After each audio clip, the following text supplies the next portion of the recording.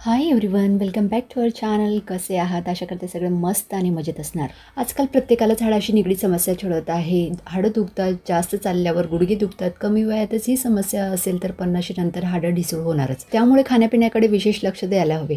हाडं ढिसूळ होऊ नये म्हणून आपण घरगुती उपायही फॉलो करू शकतो. नो शुगर, न जास्त साहित्य, न बनवायला जास्त वेळ, काही मिनिटातच बनवूया पौष्टिक हाय प्रोटीन लाडू, जे लहानांपासून मोठ्यांपर्यंत सगळ्यांनाच आवडतील. तसंही मुलं लहान असताना त्यांना अशा पौष्टिक गोष्टीची खूप गरज असते. तर यासाठी सगळी साहित्य जे आहे अर्धा पाव घेतलेला आहे आणि खजूर जे आहे ते अर्धा किलो घेतलेला आहे. खोबरं जे आहे मी पहिलेच बारीक करून ठेवलेलं आहे.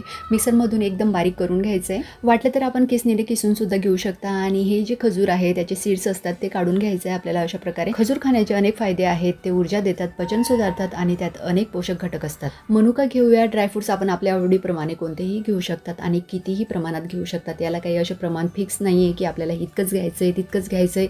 हे नाही घेतलं तर त्यामुळे आपले लाडू बनणार नाही, लाडू बिघडतील, तसं काही नाही अजिबात.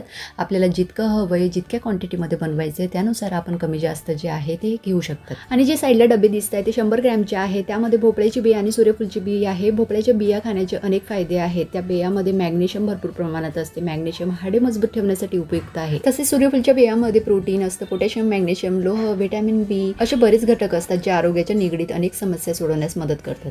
आणि सुपर फूड सगळ्यांच्या घरात असणारी जी एक गोष्ट आहे ती आहे तीळ. आपण काही नाही खाल्लं, फक्त तिळही खाल्ली तर त्याने जी एनर्जी मिळते ती नेक्स्ट लेवलची असते. ती सुपर कॅल्शियम रिच जे प्रोडक्ट आहे ना ते तीळ आहे. तर ह्या सगळ्या वस्तू खूप हेल्दी आहे. मटेरियल तर बऱ्यापैकी झालंय असं वाटतंय मला.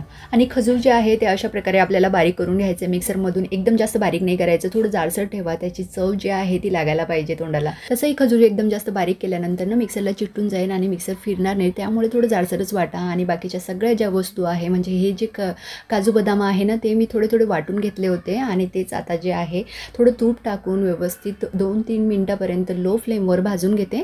ह्या सगळ्या वस्तू कच्च्या असतात त्यामुळे ते आपल्याला लो टू मिडियम फ्लेमवर पहिले 2-3 मिनिटापर्यंत भाजल्यानंतर त्यांचं जे ना क्रिस्पीनेस वाढून जातं. आणि क्रिस्पीनेस वाढल्यामुळे ते पटकन जे आहे ते मिक्सरमधून आपल्याला बारीकही करता येतात. आणि एकदम जास्त आपल्याला अशी एकदम काय म्हणतो त्याची पूड करायची असं नाही आहे. फक्त ते सुद्धा आपल्याला जाडसरच वाटून घ्यायचं आहे. तसंच खोबरं आणि तिळही मी एकत्रित भाजून घेते. सतत थकवा, अंगात रक्त कमी होणे असे त्रास आजकाल प्रत्येकालाच जाणवतात. जर तुम्ही हेल्दी नाश्ता, पोटभर जेवण करत असाल तरीही शरीर वीक होत असेल तर शरीरात पोषक तत्वाची कमतरता असू शकते. आणि त्यामुळेच खाल्लेलं अन्न जे आहे ते अंगाला व्यवस्थित लागत नाही. शरीराला मजबूत बनवण्यासाठी, आजारपणापासून लढण्यासाठी प्रोटीन्स, आयर्न, कॅल्शियम यासारखे पोषक तत्वाची आवश्यकता असते. जेव्हा ही तत्व शरीराला मिळत नाही तेव्हा शरीरातून पोकळ होत जातं. शरीरातील कॅल्शियमची कमतरता भरून काढण्यासाठी काही गोष्टी आपल्याला लक्षात ठेवायला पाहिजे आणि त्या डेली रुटीनमध्ये आपल्या फिक्स करायला पाहिजे. तसंच ह्या सगळ्या गोष्टीची कमतरता एका लेडीजमध्ये असते. तर ह्या कमतरता ज्या आहे ते दूर करण्यासाठी हे लाडू जे आहे ते बेस्ट आहे. तुम्ही मस्ट ट्राय, म्हणजे तुम्हाला एक वेळेस तरी ट्राय करून बघायला पाहिजे.